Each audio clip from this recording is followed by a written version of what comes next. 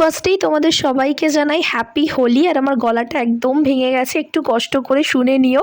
আর হোলির দিন সকাল সকাল রিক চলে এলো আমাকে নিতে, আর ওর বাড়িতে গিয়েই আমরা পিকনিকের তোড়জোড় শুরু করে দিলাম। প্রথমবার ভাং খেতে চলেছি, বেশি কষ্ট করবো না, আমুল খুলে মেশাবো, জানি না কি হবে।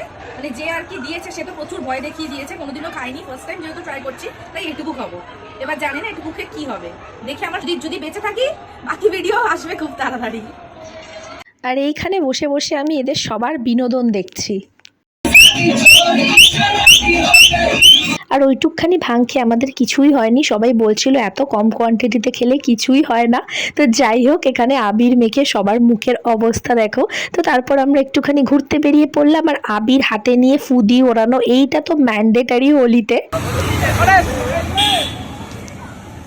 পাশ থেকে এই বাইকগুলো তো সুন্দর টোন কাটতে কাটতে ওরে কি স্মাইল রে বলতে বলতে চলে গেল। আর আমাদের আজকে হোলিতে খাওয়া দাওয়া ছিল চিলি চিকেন, চিকেন কষা, ভাত।